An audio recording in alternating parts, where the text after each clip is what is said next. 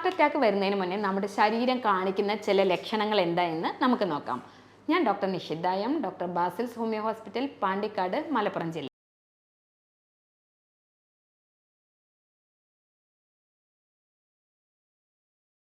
പ്രധാനമായിട്ട് ശ്വാസതടസ്സം ഉണ്ടാവുക, അല്ലെങ്കിൽ അമിതമായിട്ട് വിയർപ്പ്, അതുപോലെ തന്നെ നെഞ്ചിൻ്റെ ഭാഗത്ത് വേദന, ഒരു കൺസ്ട്രിക്റ്റഡ് ഫീലിംഗ്, അത് സ്പ്രെഡ് ചെയ്ത് നമ്മുടെ കയ്യിലേക്ക് വരിക, അതുപോലെ തന്നെ താടിയുടെ ഭാഗത്തേക്ക് വരിക, ഇത്തരത്തിലൊക്കെ ഉള്ള ഒരു ബുദ്ധിമുട്ടുണ്ടാവുക. കാഴ്ചയ്ക്കൊരു മങ്ങൽ വരിക, തലകറക്കം ഉണ്ടാവുക, അമിതമായിട്ട് വിയർക്കുക, അതുപോലെ തന്നെ എന്താ വെച്ചാൽ ഇത്തരത്തിലുള്ള ആളുകൾക്കൊരു ക്ഷീണം അനുഭവപ്പെടുക തുടങ്ങിയവയൊക്കെയാണ് ഹാർട്ട് അറ്റാക്കിൻ്റെ പ്രധാന ലക്ഷണങ്ങൾ.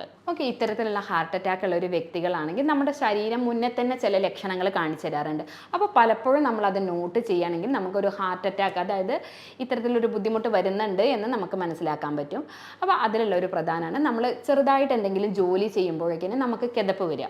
നമ്മൾ ഒരു ചെറുതായിട്ട് സ്റ്റെയർ കേസ് കൃത്യമായിട്ട് നമ്മൾ ഒരു വർക്കൗട്ടൊക്കെ ചെയ്യുന്ന ഒരു വ്യക്തിയാണെങ്കിൽ പോലും കുറച്ച് ദൂരം നടക്കുമ്പോഴേക്ക് നമുക്ക് അമിതമായിട്ടുള്ള കിതപ്പ് വരിക, അതുപോലെ തന്നെ ഓക്കാനിക്കാൻ വരിക, ഛർദ്ദിക്കാൻ വരിക, അതുപോലെ തലകറക്കം വരിക, ചെറിയ ചെറിയ ഒരു ശ്വാസതടസ്സം, സംസാരിക്കുമ്പോഴൊക്കെ ഒരു ബുദ്ധിമുട്ട്, ഇത്തരത്തിലൊക്കെ ലക്ഷണങ്ങൾ നിങ്ങൾക്ക് കാണുന്നുണ്ടെങ്കിൽ നിങ്ങൾ കൃത്യമായിട്ട് ശ്രദ്ധിക്കണം. അത് നമുക്കൊരു ഹാർട്ട് അറ്റാക്ക് വരാനുള്ളൊരു ചാൻസ് കൂടുതലായിട്ട് കാണിക്കാറുണ്ട്. ഇനി ഇത്തരത്തിലുള്ള ആളുകൾ, നമുക്കറിയാം ഈ ഹാർട്ട് അറ്റാക്ക് എന്തുകൊണ്ടാണ് ഉണ്ടാവുന്നത് എന്നതിനെ പറ്റിയിട്ട് ഒരുവിധം ആളുകൾക്കൊക്കെ അറിയുന്നുണ്ടാവും. അന്ന് ജസ്റ്റ് സിമ്പിളായിട്ട് ഞാനൊന്ന് പറയാം. നമ്മുടെ ഹാർട്ടിലേക്കുള്ള രക്തക്കൊഴലുകളിനകത്ത് നമ്മൾ കൊഴുപ്പടിയുന്നത് മൂലം ഹാർട്ടിൻ്റെ ബ്ലഡ് ഫ്ലോ ശരിക്കും പ്രോപ്പർ ആവാതിരിക്കുക, അതായത് ഹാർട്ടിലേക്കുള്ള മസിൽസിൽ ശരിക്കും ബ്ലഡ് ഫ്ലോ ക്ലിയർ ആവാതെ വരുന്നത് മൂലം ആ ഭാഗത്തുള്ള മസിൽസ് നശിക്കുകയാണ് ഉണ്ടാവാറുള്ളത്. അതുമൂലമാണ് നമുക്ക് ഹാർട്ട് അറ്റാക്ക് എന്നുള്ള ആ ഒരു ബുദ്ധിമുട്ട് ഫീൽ ചെയ്യാറുള്ളത്. അപ്പം അതുണ്ടാകുമ്പോൾ നമുക്കറിയാം എന്തൊക്കെ കാര്യങ്ങളാണ് പൊതുവെ ആളുകൾ ചെയ്യാറുള്ളത്, അല്ലെങ്കിൽ എന്തൊക്കെയാണ് അതിന് ടെസ്റ്റുകളായിട്ട് നമ്മൾ കൺസിഡർ ചെയ്യാറുള്ളത് എന്നതിനെ പറ്റിയിട്ടൊക്കെ നമുക്ക് നോക്കാം. അതിൽ പ്രധാനമാണ് റിസ്ക് ഫാക്ടറാണ് നമ്മൾ ഏറ്റവും കൂടുതൽ ശ്രദ്ധിക്കേണ്ടത്. ഈ ഹാർട്ട് അറ്റാക്ക് വരാൻ ഹൈ റിസ്ക് ആയിട്ടുള്ള ചില കാര്യങ്ങളുണ്ട്. അതിൽ ഈ ക്രൈറ്റീരിയയിൽ ഏതെങ്കിലും 3 നിങ്ങൾക്കുണ്ടെങ്കിൽ നിങ്ങൾ കൃത്യമായിട്ട് ശ്രദ്ധിക്കേണ്ടതാണ്. അതിലൊന്ന് പ്രധാനമാണ് ഹൈ കൊളസ്ട്രോള്, ഹൈ പ്രമേഹം, അതുപോലെ തന്നെ ഹൈ BP, അതുപോലെ പൊണ്ണത്തടി, പുകവലി, ഫാമിലി ഹിസ്റ്ററി ഓഫ് ഇത്തരത്തിൽ ഹാർട്ട് ഡിസീസ് ഉള്ള വ്യക്തികളാണെങ്കിൽ. അപ്പോൾ ഇത്തരത്തിൽ ഈ ഹൈ റിസ്ക് ആയിട്ടുള്ള ഫാക്ടർ ഉണ്ടോ എന്ന് നമ്മൾ കൃത്യമായിട്ട് പേഷ്യൻസിൻ്റെ അടുത്ത് നിന്ന് എൻക്വയറി ചെയ്യണം. അതിലൊരു 3 നിങ്ങൾക്കുണ്ടെങ്കിൽ നിങ്ങൾ കൃത്യമായിട്ട് അതിന് വേണ്ട ഇൻവെസ്റ്റിഗേഷൻസ് കാര്യങ്ങളൊക്കെ ചെയ്യേണ്ടതാണ്. ഇനി ഈ ഹാർട്ട് അറ്റാക്ക് വരുമ്പോഴുള്ള ലക്ഷണങ്ങളെ പറ്റിയിട്ട് ആദ്യം ഞാൻ പറഞ്ഞു, നെഞ്ചിന് വേദന എന്ന്. പലപ്പോഴും ഈ നെഞ്ചിൻ്റെ ഭാഗത്ത് എന്ന് പറഞ്ഞാൽ നമ്മൾ പലപ്പോഴും ഇടത്തെ സൈഡിലേക്കുള്ള പെയിനാണ് നമ്മൾ ഹാർട്ട് അറ്റാക്കിൻ്റെ ഒരു സ്പെസിഫൈഡ് പെയിൻ ആയിട്ട് നമ്മൾ കൺസിഡർ ചെയ്യാറ്.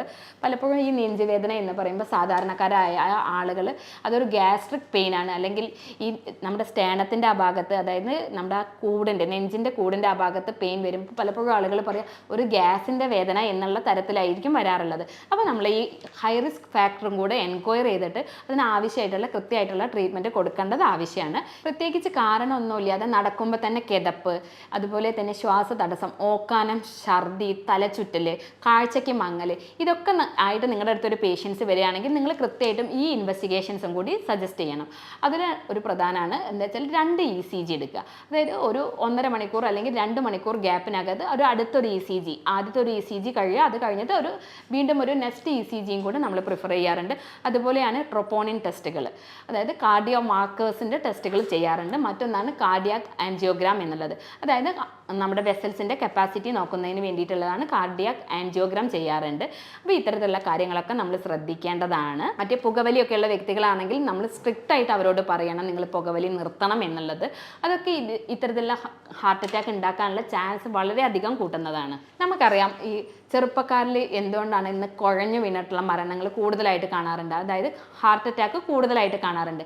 അത് എന്തുകൊണ്ടാണെന്ന് വെച്ചാൽ നമ്മുടെ തന്നെ ജീവിത ശൈലിയിലുള്ള ഒരു മാറ്റം കാരണമാണ്. അതായത് നമ്മൾ ഒരു എക്സസൈസ് കുറവ്, വ്യായാമം ഇല്ലാതിരിക്കുക, നമ്മൾ കിട്ടുന്ന സമയത്തൊക്കെ നമ്മൾ എന്താ വെച്ചാൽ ഫോണിൽ ഇരിക്കുക, അല്ലെങ്കിൽ നമ്മളൊരു ലാപ്ടോപ്പിൻ്റെ മുന്നിൽ ഇരിക്കുക, ഫാസ്റ്റ് ഫുഡുകൾ നന്നായിട്ട് കഴിക്കുക, കാർബണൈഡ് ഡ്രിങ്ക്സുകൾ കഴിക്കുക, മദ്യപാനം തുടങ്ങിയുള്ള ദുശീലങ്ങളുള്ള വ്യക്തികളുണ്ട്. അപ്പോൾ ഇതൊക്കെ കാരണത്താലാണ് നമ്മളായിട്ട് ഉണ്ടാക്കുന്നതാണ് ഇത്തരത്തിലുള്ള കാർഡിയാക് കംപ്ലയിൻസ്. അപ്പം അതൊക്കെ ചെറുപ്പക്കാരായ വ്യക്തികൾ കൃത്യമായിട്ട് ശ്രദ്ധിക്കുക, നമ്മുടെ ശരീരത്തിനനുസരിച്ചിട്ടുള്ള ഭാരം ക്രമീകരിക്കാൻ വേണ്ടി ശ്രദ്ധിക്കുക. അതേപോലെ തന്നെ എന്താ വെച്ചാൽ കൃത്യമായിട്ട് എക്സസൈസ് ഒരു 30 മിനിറ്റിനെങ്കിലും ഡെയിലി എക്സസൈസ് ചെയ്യുന്നുണ്ട് എന്ന് ഉറപ്പ് വരുത്തുക. ഈ ഹാർട്ട് അറ്റാക്കിനെ സംബന്ധിച്ച് ചില തെറ്റിദ്ധാരണകൾ ഉണ്ടാവാറുണ്ട് നമ്മുടെ കോമൺ ആയിട്ടുള്ള ജനങ്ങളിൽ. അതെന്തൊക്കെയെന്ന് നോക്കാം. കൃത്യമായിട്ട് പറഞ്ഞു കഴിഞ്ഞാൽ ആളുകളുടെ ഒരു ധാരണയുണ്ട് എന്ന് വെച്ചാൽ പുരുഷന്മാരിൽ മാത്രമേ ഹാർട്ട് അറ്റാക്ക് ഉണ്ടാകാറുള്ളൂ എന്നുള്ളത്. അതായത് നമുക്കറിയാം നേരത്തെ പ്രായമായവരിൽ മാത്രമായിരുന്നു കൂടുതലായിട്ട് കണ്ടിരുന്നത് എങ്കിൽ ഇന്ന് ചെറുപ്പക്കാരിൽ പോലും ഇത് കാണാറുണ്ട്. കൃത്യമായിട്ടുള്ള വ്യായാമം ഇല്ലായ്മയാണ് ഇതിനൊരു പ്രധാന കാരണം. അതുപോലെ ജീവിതശൈലിയിലുള്ള നമ്മുടെ ഫുഡ് ഹാബിറ്റ്സും ഇതിനൊരു പ്രധാന കാരണമാണ്. മറ്റൊന്നാണ് കൊളസ്ട്രോളിന് മരുന്ന് കഴിച്ചു കഴിഞ്ഞാൽ എന്ത് തരത്തിലുള്ള ഭക്ഷണവും കഴിക്കാമെന്ന് ആളുകളുടെ തെറ്റായ ധാരണയാണ്. കൊളസ്ട്രോളിന് മരുന്ന് കഴിച്ചു കഴിഞ്ഞാൽ എനിക്ക് ഹാർട്ട് അറ്റാക്ക് വരില്ല എന്നാണ് കോമൺലി ആളുകൾ പറയാറുള്ളത്.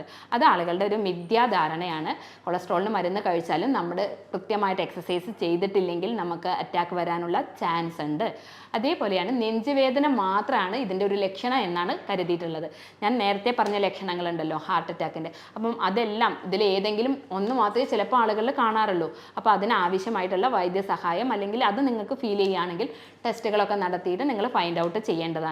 ഹാർട്ട് അറ്റാക്ക് വന്ന ആളുകൾക്ക് എക്സസൈസ് ചെയ്യാൻ പാടില്ല എന്നാണ് പൊതുവെ ആളുകൾ ധരിക്കാറുള്ളത്. അപ്പോൾ അത് കൃത്യമായിട്ട് നിങ്ങൾ മനസ്സിലാക്കുക. ഹാർട്ട് അറ്റാക്ക് വന്ന വ്യക്തിയാണെങ്കിൽ പോലും മിതമായ രീതിയിൽ, അതായത് അവരുടെ ശരീരത്തിന് അനുയോജ്യമായ രീതിയിൽ ഒരു 30 മിനിറ്റെങ്കിലും എക്സസൈസ് നിർബന്ധമായിട്ട് ചെയ്യേണ്ടതാണ്. ചില ആളുകളിലുള്ള ഒരു സംശയമാണ് ഹാർട്ട് അറ്റാക്ക് നമുക്ക് തടയാൻ സാധ്യമാവുമോ എന്നുള്ളത്. അത് നമുക്ക് കൃത്യമായിട്ട് തടയാൻ പറ്റും. നമ്മുടെ ജീവിത ശൈലിയിൽ മാറ്റങ്ങൾ വരുത്താൻ വേണ്ടി പ്രത്യേകം ശ്രദ്ധിക്കുക. കൃത്യമായിട്ട് വ്യായാമം ചെയ്യാൻ ശ്രദ്ധിക്കുക. അതുപോലെ തന്നെ അമിതവണ്ണം ഉണ്ടെങ്കിൽ അത് കുറയ്ക്കാൻ വേണ്ടി ശ്രദ്ധിക്കുക. അതുപോലെ പുകവലി, മദ്യപാനം തുടങ്ങിയിട്ടുള്ള ബുദ്ധിമുട്ടുകളൊക്കെ ഉണ്ടെങ്കിൽ അത് കുറയ്ക്കാൻ വേണ്ടി ശ്രദ്ധിക്കുക. അതേപോലെ തന്നെയാണ് നമ്മൾ എന്താ വെച്ചാൽ സ്ട്രെസ്സ് കുറയ്ക്കാൻ വേണ്ടിയിട്ട്, ആങ്സൈറ്റി ഒക്കെ കുറയ്ക്കുന്നതിന് വേണ്ടിയിട്ടുള്ള കാര്യങ്ങൾ ചെയ്യുക. എന്തൊക്കെ ഭക്ഷണങ്ങളാണ് ഹാർട്ട് അറ്റാക്ക് ഉണ്ടാക്കാനുള്ള കാരണം എന്നുള്ളത് അതിൽ പ്രധാനമാണ് എന്ന് വെച്ചാൽ വറുത്തതും പൊരിച്ചതുമായിട്ടുള്ള ഭക്ഷണങ്ങൾ, അതുപോലെ ബർഗർ, പിസ്സ തുടങ്ങിയിട്ടുള്ള ഫാസ്റ്റ് ഫുഡുകൾ തുടങ്ങിയവയൊക്കെ ഇതുണ്ടാക്കുന്നതാണ്. അതുപോലെ പഞ്ചസാര, മൈദ തുടങ്ങിയവയുടെ ഉപയോഗം, നമ്മുടെ പോളിഷ്ഡ് ആയിട്ടുള്ള റൈസ്, വൈറ്റ് റൈസ് മാതിരിയുള്ളവയൊക്കെ നമ്മൾ കൂടുതലായിട്ട് കഴിക്കുന്നത് മൂലം ഇത്തരത്തിൽ ഹാർട്ട് അറ്റാക്ക് വരാനുള്ള ചാൻസ് കൂടുതലാണ്. അതേപോലെ നമ്മൾ സിന്തറ്റിക് ആയിട്ടുള്ള ഡ്രിങ്ക്സുകൾ കഴിക്കുക, കാർബണൈസ്ഡ് ഡ്രിങ്ക്സുകൾ, ഇതൊക്കെ ഹാർട്ട് അറ്റാക്ക് വരാനുള്ള ചാൻസ് കൂടുതലുള്ള കാരണങ്ങളാണ്. അതുപോലെ തന്നെ ആളുകൾക്ക് ഉണ്ടാവുന്ന ഒരു സംശയമാണ് മുട്ടയുടെ മഞ്ഞ കഴിക്കാമോ എന്നുള്ളത്. കൊളസ്ട്രോൾ ഉള്ള വ്യക്തികളാണെങ്കിൽ നമ്മൾ പറയാറുണ്ട് മുട്ടയുടെ നല്ല പ്രോട്ടീൻ അടങ്ങിയിട്ടുള്ള മുട്ടയുടെ വെള്ള കഴിക്കാനും മഞ്ഞ ഒഴിവാക്കാനും. കാരണം മഞ്ഞ ചീത്ത കൊളസ്ട്രോളിനെ കൂടുതലാക്കുകയാണ് ചെയ്യുക. അപ്പോൾ അത്തരത്തിൽ കൊളസ്ട്രോൾ കൂടുതലാവുമ്പം നമുക്ക് ഇത്തരത്തിൽ ഹാർട്ട് അറ്റാക്ക് വരാനുള്ള ചാൻസ് കൂടുതലാണ്. അതുകൊണ്ട് തന്നെ നമ്മൾ എന്താ വെച്ചാൽ കൊളസ്ട്രോൾ നമ്മൾ കൺട്രോളാക്കാൻ വേണ്ടി ശ്രദ്ധിക്കേണ്ടതാണ്. അതേപോലെ തന്നെയാണ് നമ്മുടെ പ്രമേഹവും നമ്മുടെ കൺട്രോളാക്കാൻ വേണ്ടി ശ്രദ്ധിക്കേണ്ടതാണ്. ഇതൊക്കെ ഉണ്ടെങ്കിലും നമുക്ക്, ഞാൻ ആദ്യം പറഞ്ഞു, റിസ്ക് ഫാക്ടറിൽ വരുന്ന 3 എണ്ണത്തിൽ ഏതെങ്കിലും നിങ്ങളുള്ള വ്യക്തിയാണെങ്കിൽ നിങ്ങൾ തീർച്ചയായിട്ടും അതിനൊരു ട്രീറ്റ്മെൻറ്റ് എടുക്കേണ്ടതാണ്. ഹാർട്ട് അറ്റാക്ക് തടയുന്നതിന് വേണ്ടിയിട്ട് നമുക്ക് എന്തൊക്കെ ഭക്ഷണങ്ങൾ നമ്മുടെ ഫുഡിൽ ഉൾപ്പെടുത്താം എന്നതിനെ പറ്റിയിട്ട് നമുക്ക് നോക്കാം. അതിൽ പ്രധാനമാണ് തവിട് അടങ്ങിയിട്ടുള്ള ഭക്ഷണങ്ങൾ കഴിക്കുക. അതായത് തവിട് അടങ്ങിയിട്ടുള്ള അരി, ഓട്സ്, ബജ്ര തുടങ്ങിയിട്ടുള്ള ഭക്ഷണങ്ങൾ നമ്മൾ ഫുഡിൽ ഉൾപ്പെടുത്തുക.